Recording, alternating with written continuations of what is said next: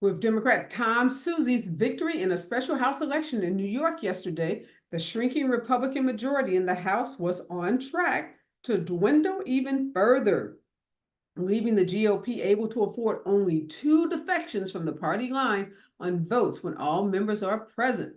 That will give the GOP almost no cushion to deal with the inevitable absences caused by illness, travel delays, weddings, funerals, and unforeseen events that could keep Republicans away from the House floor for votes. Israel carried out extensive and lethal airstrikes in southern Lebanon today in response to a deadly rocket attack on northern Israel. Escalations in recent fighting that threatened to derail diplomatic efforts to prevent a major expansion of the war in the Gaza Strip. And in other news, U.S. Immigration and Customs Enforcement has drafted plans to release thousands of immigrants and to slash its capacity to hold detainees after the failure of a Senate border bill that would have erased a $700 million budget shortfall.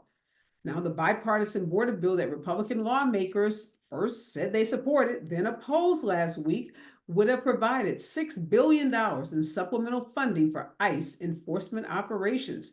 The bill's demise has led ICE officials to begin circulating an internal proposal to save money by releasing thousands of detainees and cutting detention levels from 38,000 beds to 22,000, the opposite of the enforcement increases Republicans say they want. And last May, Lindsey Graham visited the Ukrainian president, warmly embracing the embattled leader and later urging President Biden to do more to help the nation as it fights off Russia's invasion. But this week, Lindsey Graham voted repeatedly against sending $60 billion in aid to Ukraine, as well as against other military funds for Israel and U.S. allies in the Indo-Pacific. The longtime hawk dramatically announced on the Senate floor that he also would no longer be attending the Munich Security Conference, an annual trip made by world leaders to discuss global security concerns that's been a mainstay for Lindsey Graham's schedule for years. Now, many attribute Lindsey Graham's recent behavior to his efforts to appease Donald Trump. And President Joe Biden lashed out at special counsel Robert Hur. This is over a particular line in the special counsel's report on Biden's handling of classified documents. Now, according to Hur, in his 345-page report, a report that did absolve Joe Biden of criminal wrongdoing, while pointing to evidence that he took home and kept highly classified material, the report also makes references that Joe Biden could not remember the date of his son Beau's death. As we all know, Joe Biden had a very special relationship with his older son and took offense to any references to his son or his son's death in the special counsel's report. According to those close to the president, he says, how in the hell he dare raise that question? So Joe Biden is on the defensive. And Senator Chris Murphy, a Democrat from Connecticut, has been urging Democrats to go on the offensive as well, but on the issue of border and immigration. In a memo he sent out to party members today, he cited the newly elected Democrat in New York that replaced George Santos and said, look, Democrats need to take on the issue of the border. They need to be more forceful, and they need to call out Republicans who have refused to negotiate in good faith and then ultimately pass a bill that would have provided more support for the border. This is Areva Martin in real time, and I'm your host, Areva Martin. This is your one-stop destination for today's trending news, expert analysis, and my unfiltered opinions. This is hour 2 of Areva Martin in real time, and this is the hour where we dig a little deeper, where we go behind the headlines, and we bring you those stories that people are talking about, those stories that have a significant impact on the lives of everyday people. And today we're talking about a new medical study that's out in the JAMA Internal Medicine publication. And this study says that Black adults who are exposed to news of police killings of unarmed Black people or more likely to suffer from poor sleep in the months following those killings as compared to their white counterparts. Now, this new research highlights the insidious toll that police violence takes on Black adults and the entire Black community. This study also points to the dangers in society that other groups may not face and is a reminder that discrimination and systemic racism and police violence against Black folks, all of those things are a threat, not just to Black folks' physical health, but also a threat to our emotional and psychological well being and ultimately our livelihood.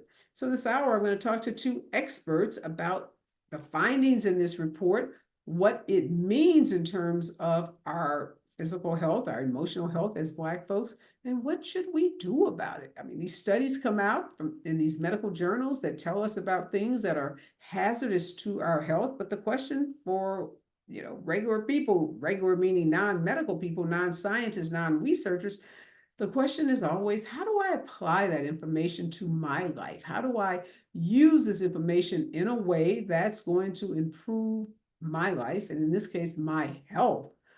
This is really important information. We have known for a long time that some of these videotapes of police shootings, what some people call trauma porn, with people watch hours and hours and hours of these police shootings on the internet.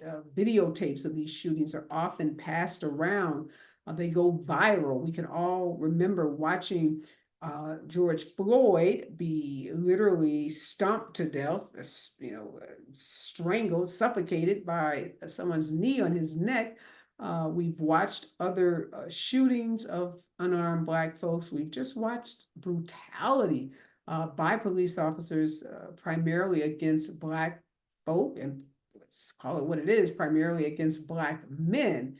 And there's always some conversation I've had, at least with psychologists and therapists, about how healthy or not it is to actually watch those videos. And there are always arguments for pro and con. We're grateful for cell phone videos because it didn't reveal that police brutality is real, but it gave us an opportunity to witness it firsthand, to see it with our very eyes and not have to rely on oftentimes misleading and false reports by police about what happened when there has been a police shooting.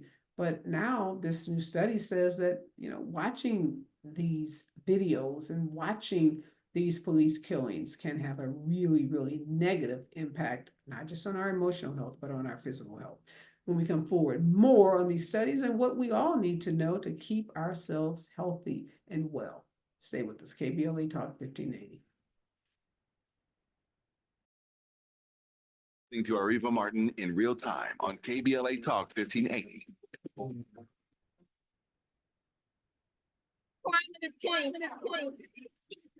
At KBLA Talk 1580, we believe that caring for the community means caring about the climate.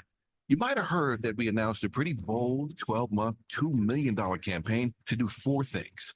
Increase climate literacy, turn up the volume on communities of color in the climate conversation, connect everyday people with the resources they need to survive and thrive, and highlight frontline climate justice crusaders of color throughout this year. KBLA Talk 1580 will be bringing you insightful interviews on all of our shows to help raise your climate IQ. Each quarter this year, we will also be hosting free climate events in various communities throughout the city with food, fun, and forward-thinking conversations. Thanks to partners like LADWP, Metro, Caltrans, the Sierra Club, the California Community Foundation, the California Endowment, AQMD, MWD, and more. You'll also be hearing more about a couple of national town halls broadcasting live from Los Angeles, to which you will be invited. And we'll be rolling out a robust social media campaign on all our platforms, as well as an outdoor media campaign, all designed to educate, enlighten, and empower you in our fight for climate justice. Caring about the community means caring about the climate. At KBLA Talk 1580, we believe that we really can change the world if we care enough and care enough and care enough and care enough. Don't settle for bumps, ingrowns, and itch due to dry skin. Try Venus for pubic hair and skin, the razor and regimen specifically designed for your pubic area. featuring a razor with patented irritation defense bar and skincare regimen that is dermatologist and gynecologist tested. Venus helps protect your pubic skin from shave irritation. Discover the full regimen of products at GilletteVenus.com. With no fees or minimums and no overdraft fees, banking with Capital One is the easiest decision in the history of decisions. Even easier than choosing Charles Barkley in a pickup game. We'll take Barkley. Ha! First pick. Sorry, kids. Yep, even easier than that. With no fees or minimums and no overdraft fees, is it even a decision? Okay, here's the plan. Pass me the ball every time. This is banking reimagined. What's in your wallet? Terms apply. See CapitalOne.com/bank for details. Capital One NA member FDIC. My mom has taken up going to the park to practice yoga. My dad's going to a club, but not a book club, a salsa club. Finding new hobbies comes with age. My mom has started getting lost and not knowing where she's going.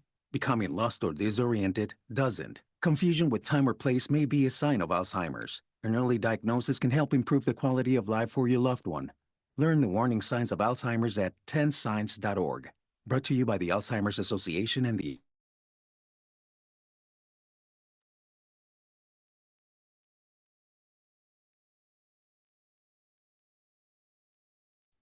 We are back, and in this hour, we're talking about an alarming new report out that links poor sleep habits in African American adults to them witnessing police killings of unarmed Black folks. And to help us make sense of the findings in this report, and to help us understand what we need to do to protect our mental and physical health, joining me are Dr. Christiana Awasan. She's an associate professor at Ina University. She's also a marriage and family therapist. Her research focuses on diversity, inclusion, social justice, and her publications address cultural responsive clinical practices and effective training.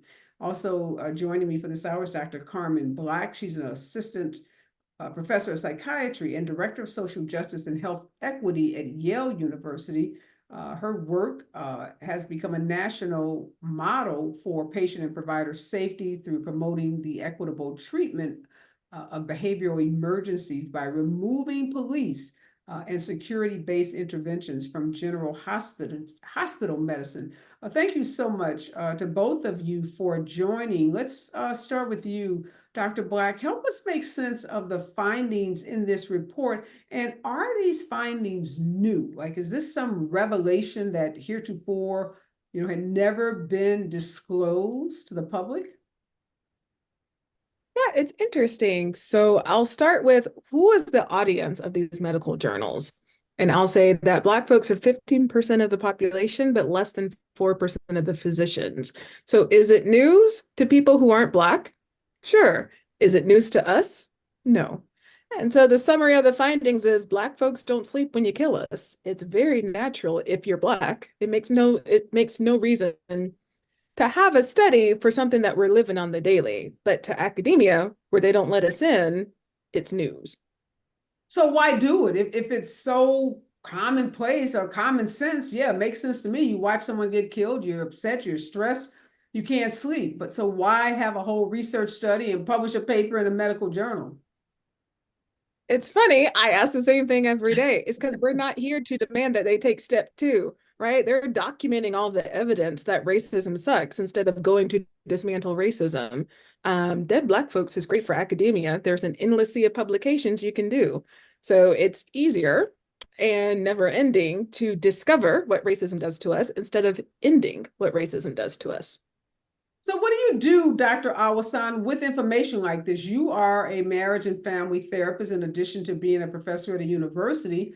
So you have a clinical practice. What does this information do for you? Or, how do you use it, if at all, in your clinical practice? Yeah, thank you.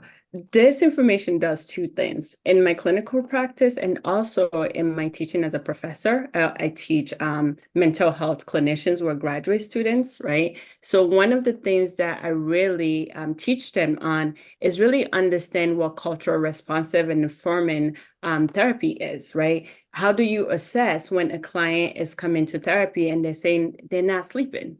How do we assess to see, does this have anything to do with the shooting, the violence that they might experience in their neighborhood? And nationally, when this is happening, how does it affect Black clients that are coming to therapy? So this is where it comes to in my therapy work, right? In my practice work, where I'm really looking at for clients, how is this impacting them? A lot of the time, because we've been so conditioned not to even believe that all of these killings have an effect on us emotionally, mentally, physically, and relationally, sometimes we kind of shun it off. We're like, yeah, I'm okay. I'm just tired. I couldn't sleep. I couldn't focus. But really, what this data are telling us is, like Dr. Black said, we know this already, but what it's telling us is this is actually happening to us. So there's the importance of naming it, naming what the problem is, that it is affecting us. And so if we're able to name it, now we're not blaming ourselves, right? Which is another thing that racism does.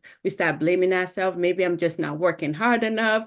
Maybe I am not strong enough, right? So it's like, no, you don't need to blame yourself. Your body is actually doing what it needs to do, which is responding to trauma. Well, let me ask you this, Dr. Black, because Dr. Awasan raised a good point. A lot of Black folks live in neighborhoods where we experience neighborhood violence. We witness neighborhood violence and other forms of violence, even outside of our neighborhoods. So how, in a study like this, did they isolate that the relationship of your lack of sleep is tied to you watching police killings versus you watching, some neighborhood violence or something that's totally unrelated to police violence? Like how valid, I guess, is this? Because it seems like it would be hard to isolate all of the factors you would need to isolate to even reach this conclusion. So they looked at massive survey data and they took time points. Here was in this region where the survey data was coming from, there was a shooting of an unarmed Black individual. What happened to survey respondents of their sleep patterns? And so it was a correlation, not causation. Causing would be this armed shooting of an unarmed Black person caused the poor sleep. What they found is if you look at patterns across time, the patterns fit that when there was a shooting, reported data for poor sleep got worse. Okay, and so looking at that, again, can you conclude that there were other things perhaps that could be the cause of the poor sleep, or that poor sleep was also correlated to other types of violence or other types of stressors that people may experience? Yes, and so this is where one of the places where the 96% not Black researchers gets carried away. So are there other factors? Absolutely. We got Straub stress, COVID stress. We know what we're going through, right? But where we get carried away in researchers who aren't implicated in the harm is they want to go and document each of those additional steps that you're talking about. So before they'll say, oh my God, it's racism, let's go end it, they'll be like, oh, well, what if it's job stress? Let's go do a study. Oh, what if it's family stress, incarcerated son? Let's go do a study. They're going to do a study about 1.1 bazillion things instead of going after the cause, which we know is get rid of racism. So yes, it's everything but the solution is still get rid of racism. So I can tell, Dr. Black, by your responses, you're not a big fan of this study and other studies like this. No mistaking about how you feel about this study in particular than others. What do you think a better use of these researchers' time would be? Obviously, they're not in a position to dismantle police violence against Black folks, I don't imagine, because I imagine these are professors at universities like yourself. So what do you think is a better use of their time? So it's not that I'm disrespecting the study, right? Just like the smartphone intro you were making before, we had to get receipts because we're not in the room of decision makers. So the steps of gathering receipts is completely valid. What I'm saying is we've got enough receipts to go get to work now. That's what I'm saying. So instead of collecting more receipts of the harm, I want to see a study of I'm at hospital X. We did this and our outcomes got better. Hospital B, can you do that too? I want a competition of who fixed it. Let's write papers of who got rid of the sleep problems from insomnia and police shootings. I want to know who fixed it and compete for the front page in that study. And so, valid point, Professor Awasan, who would be those people because, the police shooting is a very complicated, criminal justice system that we have. And we've seen efforts to address systemic bias and racism in policing from, all kinds of things that for the most part, haven't worked that effectively. But, some police departments will tell you they've done things like implicit bias training, de-escalation training, etc. But in your estimation, who is in that position to address these issues? Well, all of us as human beings living on Earth, whether you are Black, brown, or white, it is all of our work to fix this problem, right? I think most of the time when we talk about race, we want to think about it in terms of we're talking about Black and brown people, but white people are implicated too. So all of us need to learn, how do we actually identify the impact that has been handed down to us that we didn't ask for, right? Of this hierarchy around race. Black is less than, it's something to be feared, therefore we kill them, and white is better. We need to start dismantling that thought, both white people and Black people, even for Black people, in the ways in which we might have internalized that, right? In terms of like, oh, maybe I need to just accommodate white people, please white people. We need to stop doing that. And I think for me, the way I'm doing it in my work right now, like I said, I'm training the next generations of clinicians and researchers. So my focus is really focusing on anti-racist lens and anti-oppressive lens, and really helping them to understand the impact of structural racism, the impact of whiteness on the ways in which they actually do their work, whether it's their clinical work, their research, even their teaching. No, and that's really important, because obviously teaching clinicians how to address these issues and to be culturally sensitive and knowledgeable about these issues is so important. Do you see, Dr. Black, anyone in your academic circles doing the kind of work that you have indicated you'd like to see done? Folks working on the problem and coming up with solutions rather than just continuing to document the harm. Do I have colleagues? Absolutely. Are my colleagues the heads of departments with the decision-making pen stroke power? No. And that's what we run up against. To Dr. Awasan's point, we were gifted this mess, right? And so the power structures that are benefiting off of the harm of our people, the power structures that are normalizing it, the power structures that are trying to say, oh, Black folks aren't sleeping, you're just not coping the right way, right? Those power structures are centuries in the making and very tricky to dismantle. So do we have solutions out there? Absolutely. But until every clinician, every physician, every nurse, every neighbor, every fry cook, until everybody demands medical accountability, societal accountability in the same way they cry for police accountability, it's not going to get any better.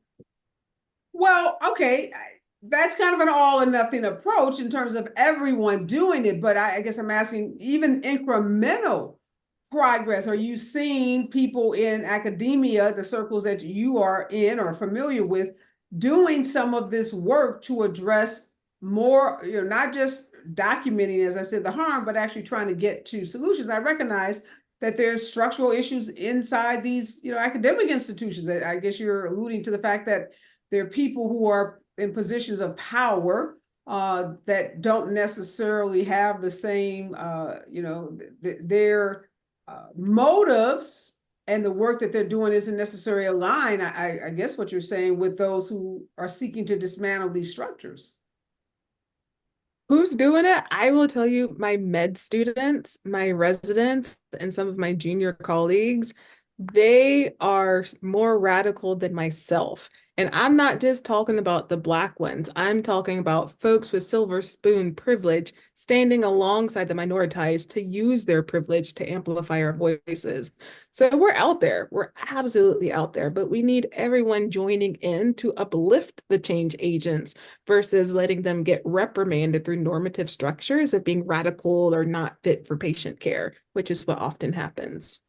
Okay, so you are seeing a younger generation that is trying to dismantle some of these structures, but you're saying they often run into opposition from the structures, yes, from the old guard, from people who don't want to see change. they are often silenced, and I guess their work is not allowed to move forward. When we come forward, I do want to talk about what we can do, because those of us that see these studies and get like alarmed by them, what should we be doing? And, we get into the whole issue of, should we even be watching the videos? Obviously, we should be trying to work to dismantle some of these structures, as you both have said. But I want to give people some real practical things that they should be doing to protect their mental and their physical health. Stay with us, KBLA Talk 1580. The right time. More of Areva Martin in announcement when we come forward. I'm Amber Payton. Here's the latest on the Black Information Network. One person is dead and 22 people are injured after a shooting at the Kansas City Chiefs Super Bowl parade. Kansas City Police Chief Stacey Graves added 3 suspects have been detained. Graves said they are reviewing video of several parade goers who tackled a suspect to determine if one of the detainees was not a good Samaritan. The mayor of Kansas City said the White House called to offer any help. President Biden and Vice President Harris are celebrating Black History Month in a series of ads. According to the re-election campaign, the radio, print, and digital ads will tout the promises Biden kept to Black Americans over his first term. They will highlight what the campaign calls victories in Black representation, including Vice President Harris becoming the first Black female vice president and Supreme Court Justice Ketanji Brown Jackson's place as the first Black woman justice. That's the latest. I'm Amber Payton on your home for 24/7 News, the Black Information Network. Drive carefully through Carson as an accident currently is blocking the left lane of the 91 East after Avalon Boulevard, and a 15-minute stop traffic delay is coming from Lip 110. Back in Mid-City, the left lane is still blocked with an accident on the 10 West before National Boulevard. Overland Avenue split, with traffic running heavy over 25 minutes from Normandy Avenue. Left lane remains blocked in Claremont with an accident on the 10 East before Town Avenue, and a slight heavy delay continues from Highway 57. Meanwhile, on the 91 East in Anaheim between State College Boulevard and Gibson Canyon Road, heavy traffic over 55 minutes continues. Why are people saying "Hugh yeah" to Jackson Hewitt? When you switch to Jackson Hewitt, they will beat what you paid last year on tax prep, even if you filed online. Proof of prior year payment required when filing. New clients only at participating locations through April 7th. Terms at jacksonhewitt.com. This is the KBLA Sports Minute with Ray Richardson. The Lakers will be without LeBron James for tonight's game in Utah. The medical staff wants him to rest his sore ankle. LeBron will benefit from the extra rest with the All-Star break coming after tonight's game. Top 5 men's college basketball teams in this week's AP poll: UConn, Purdue, Houston, Marquette, and Arizona. Top 5 women's teams: South Carolina, Ohio State, Stanford, Iowa, and Texas. UCLA is 9th, USC 10th. Today's Black History Month sports moment: on May 2nd, 1968, Bill Russell became the first Black head coach to lead his team to the NBA championship. Russell led the Boston Celtics over the Lakers in the NBA Finals. The Celtics won the series 4-2. Russell is one of only 8 basketball players to win an NBA title, an NCAA championship, and an Olympic gold medal. No debates, no speculation, just the info you need. That's your KBLA Sports Minute. I'm Ray Richardson. More news, opinions, and conversation when we come forward on KBLA Talk 1580. I'm Dr. Nicordelai Corte with the KBLA Talk 1580 editorial. In a public opinion survey commissioned by KBLA Talk 1580 and conducted by Viteris, the Black voters surveyed were highly enthusiastic about the March 2024 primary. The race for Los Angeles District Attorney is being hotly contested. Incumbent DA George Gascon's efforts to implement progressive criminal justice reforms have generated pushback from within his own office, the broader law enforcement community, and some in the general public. He was the subject of at least 2 failed attempts to qualify recalls. The concerns about crime are reflected in the polling results of Black voters. Nearly 1 in 4 have been victims of violent crime or have someone close to them who has been a victim. 1 in 5 Black voters have personally been victims of property crime in the last 2 years. A majority of respondents feel less safe than they did a year or 2 ago, but they reject the notion that criminal justice reform has gone too far.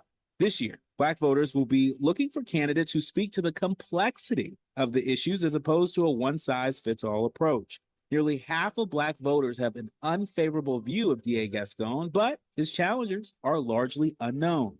Nearly half of the Black voters are also undecided, which means there's a clear opportunity for candidates to connect with Black voters. Our poll makes 3 things abundantly clear. Black voters matter. Black voters are closely following this race, and the candidates for DA have a lot of work to do.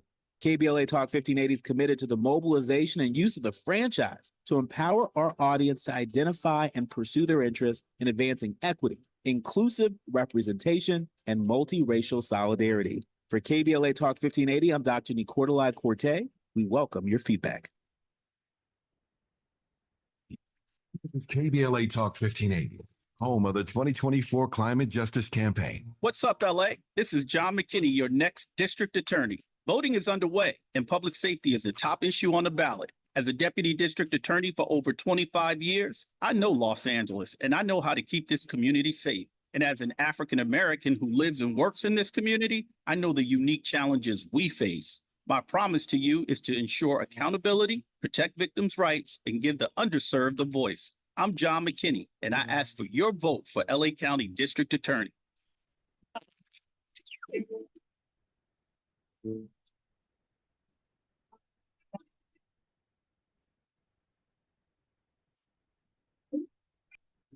KBLA Talk 1580. Talk radio. Let music to your ears.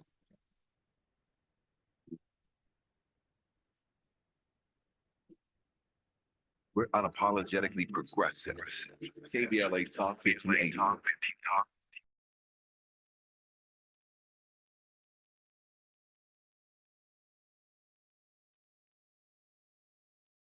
We are back, and Professor Carmen Black, as well as Professor Christiana Awasan, are joining me, and we're talking about this new report out that says that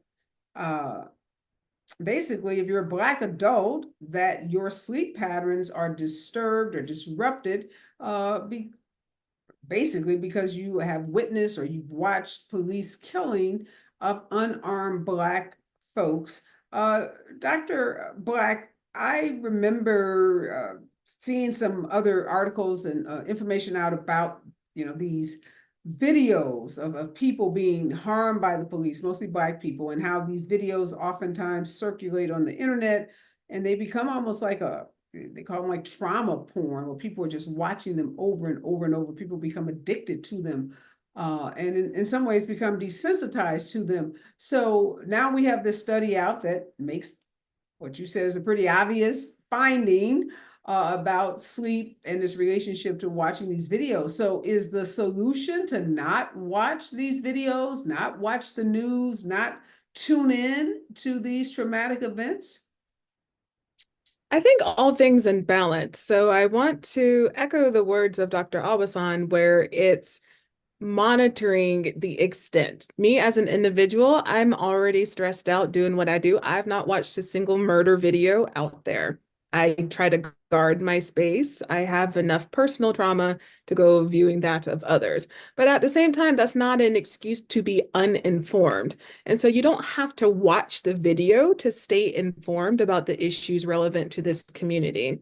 And so all things with balance. And if you do choose to watch it, this idea you're raising about it becomes obsessive to a point, we should never be immune, habituated to dead Black bodies. And that's what can happen to we as a people. And it can also have the opposite effect for the systems we're trying to dismantle by having images of dead Black folks everywhere. We're not the only ones who become used to it. The privileged folks become used to it as well. And so we really want to make sure all things with balance, if there's a purpose to viewing the video. Really good point. And what's your position on that, Dr. Awasan? You, again, have a clinical practice. You see people come in, I'm sure, who are, stressed out, who are anxious, who are depressed for a variety of reasons. And some, when there was this kind of spate of Black killings, lots of us were just angry. We were, really experiencing something emotionally. So do you advise your patients to not watch them in moderation? What's your advice? Yeah, I agree with what Dr. Black said. I tell them to watch it in moderation.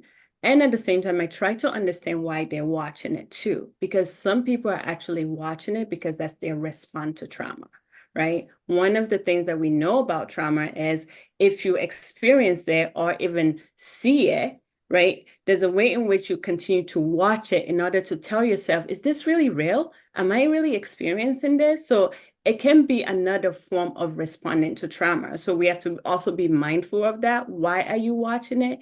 Is it really helpful? Is it not helpful? How can we limit the amount of time you're watching it?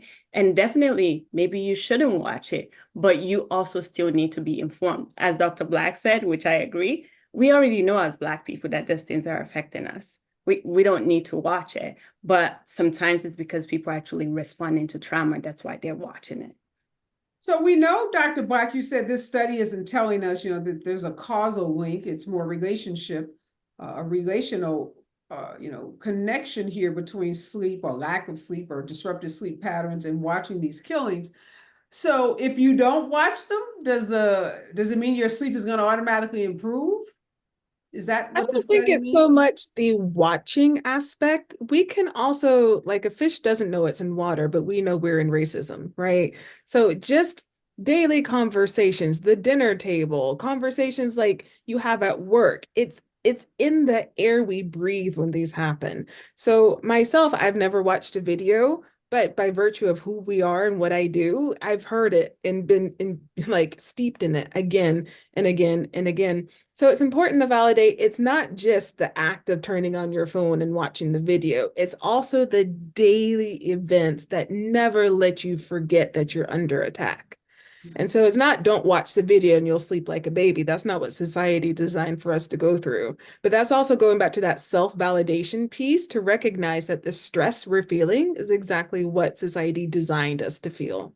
But so what can we do? So the question is, and you're right, the study isn't just about watching videos. In fact, it says exposed to news. So exposed to news of police killings is very broad. That could be you're exposed because you read the article yourself. You're exposed because, as you said, there's some conversation happening in the workplace or in your home about it, or you're out and there's a flash, on a sign, or you're at a talk and someone is talking. So there's so many ways that we get exposed to news. So, Dr. Awasan, how do we improve our health? Because at the end of the day, I want people to leave here feeling empowered. Yeah. That there's some way that they can improve their health and well-being. But it is kind of difficult to say you won't be exposed, like to prevent yourself from any exposure.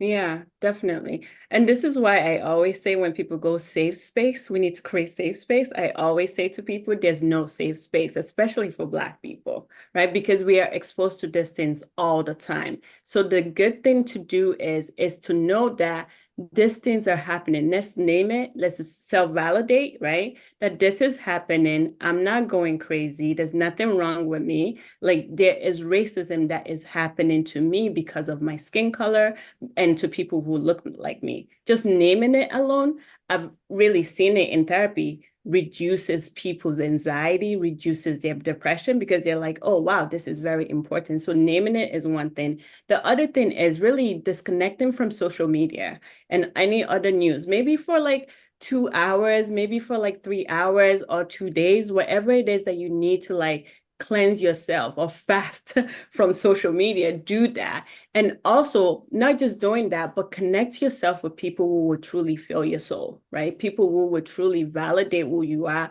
who will truly validate your Blackness, who will create that space for you that you actually feel secure in. And thank you, Dr. Black, for reminding me that this study is not just about sleep. It's about the exposure causing also anxiety and depression and PTSD and other, again, kind of mental, I guess these would be considered mental health symptoms. So now we have exposure to the news of police killings being related to a whole myriad of, emotional issues, anxiety, depression, PTSD. So this is pretty serious. Back to, you just said it's so ubiquitous, it's everywhere, we live in it. So we can't really prevent ourselves from not being exposed to racism because it's so pervasive in our culture. So does this mean we're all just going to suffer from PTSD, anxiety, depression, and poor sleep? Not at all.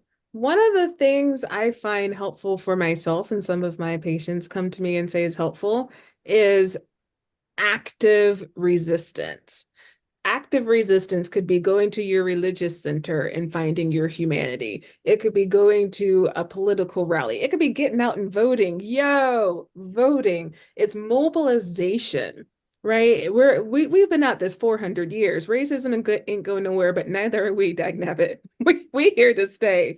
And so mobilizing is how we as a people keep getting up in the morning and keep on keeping on. Okay. Yeah, that's important. Obviously, you called it active resistance. Have you seen that in your practice, Dr. Asawan, where those clients, those patients who are actively involved in their community, going to, places of worship, voting, being civically engaged, does that reduce some of those, symptoms, depression, anxiety, some of those mental health issues?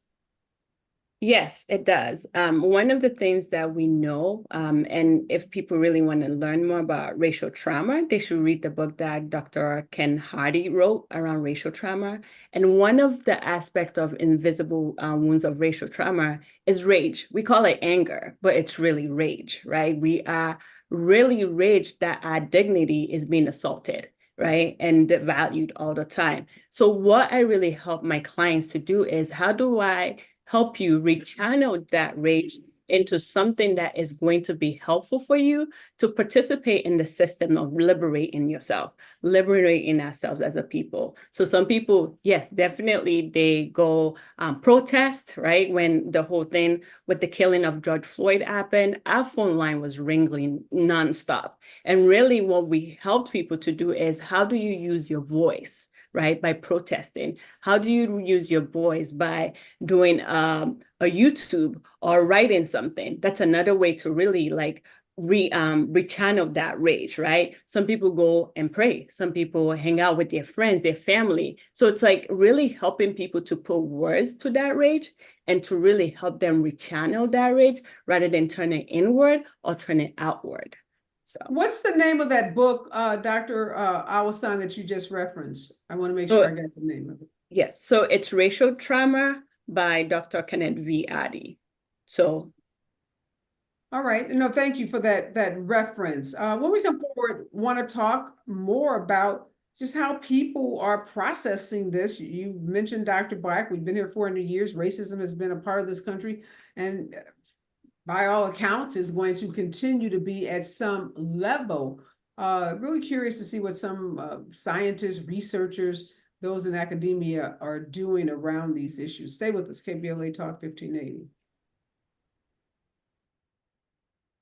You're listening to Areva Martin in real time on KBLA Talk 1580. Why choose a Sleep Number smart bed? Because no two people sleep the same. Only the Sleep Number smart bed lets you each choose your individual firmness and comfort, your Sleep Number setting. The Climate 360 smart bed is so smart, it actively cools or warms up to 13 degrees on either side for your ideal sleep temperature. And now, during our President's Day sale, save 50% on the Sleep Number limited edition smart bed, plus free home delivery when you add any base. Ends Monday. To find a store near you, visit sleepnumber.com. Hey everyone, it's Joe Montana. Spreading the word about pneumococcal pneumonia, a potentially serious bacterial lung disease that can be life-threatening. If you're 65 or older like me, you're at increased risk. So, what's the game plan? A strong defense. Pneumococcal pneumonia can strike at any time in any season, so you shouldn't wait to help protect yourself.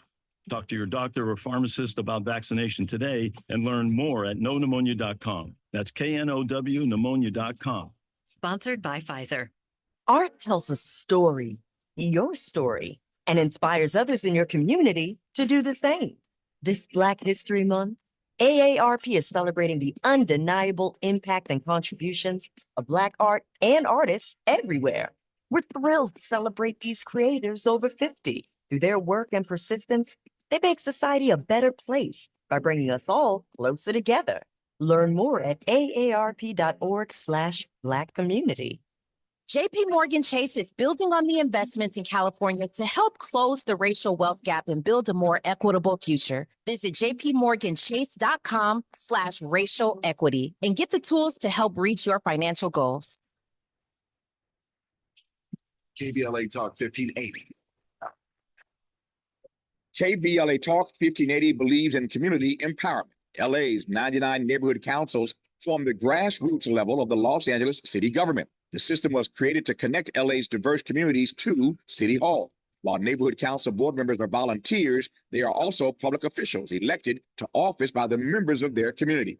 Neighborhood councils advocate on issues like homelessness, housing, land use, emergency preparedness, public safety, parks, transportation, and sustainability. They also provide local expertise on the delivery of city services to their various communities. Neighborhood councils are open to participation by anyone who is a part of the fabric of daily life in said community. This includes those who live, work, or own property or a business. If you are interested in stepping up to join your local neighborhood council, visit www.empowerla.org. That's empowerla.org. It's time to think globally, but act locally. This is a community call to action from KBLA Talk 1580.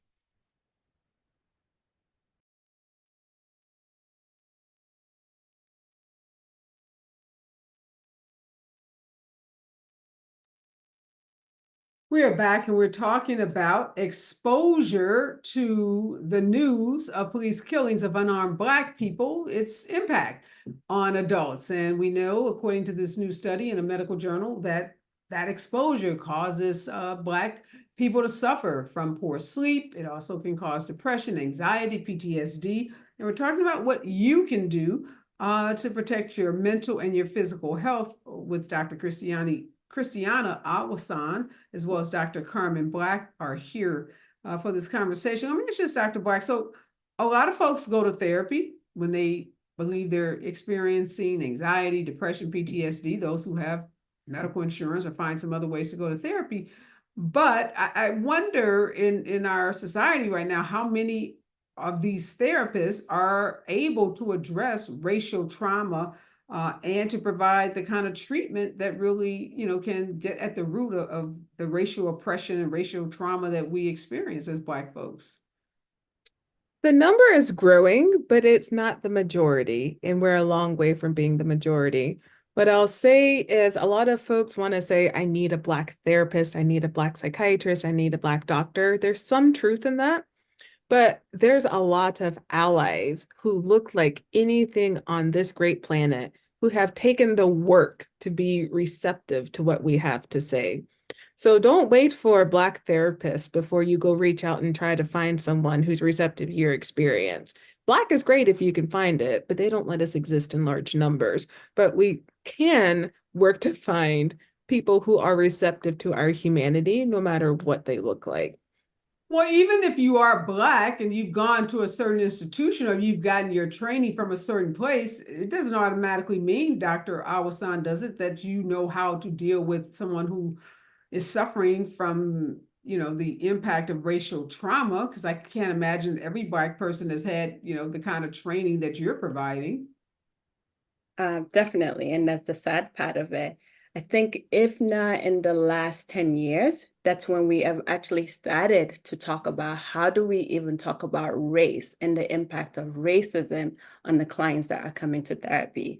If we look at the DSM-5, which is the quote-unquote Bible that we use as clinicians, there's nothing in there that speaks to the trauma of racism, even though people like Dr. Ken Hardy and also Dr. William Carter, right, in Colombia have been writing about these things, and they don't want to hear it, right? And so how do we then train future clinicians, current clinicians?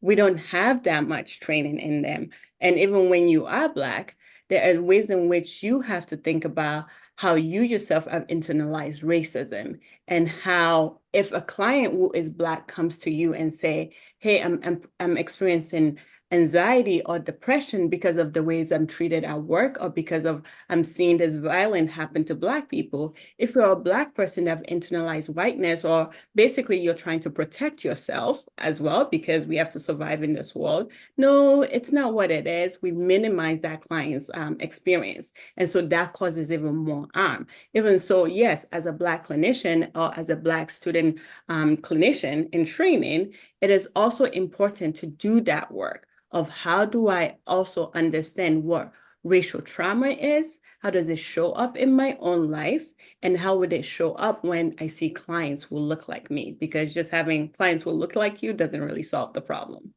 Yeah, and I'm glad you brought up Dr. Carter. I'm very familiar with his work, and I'm also involved as a civil rights lawyer with several cases right now, and I've been throughout my career where even my clients don't believe that they have experienced racial trauma. There's a psychiatrist at Pepperdine, Dr. Cheryl Grills. She teaches a class, or I've been to a workshop. I don't know if it's a full class at the university, but I've been to a workshop where she talks about intergenerational racial trauma, and that people can experience racial trauma, even though, you know, they can, it's something that can be passed down, but that for a lot of people, Dr. Black, is hard to accept, hard to internalize. I'm sorry, Dr. Grills is at Loyola, not Pepperdine, but I'm sure both of you are familiar with her work. She was on the California Reparations Task Force.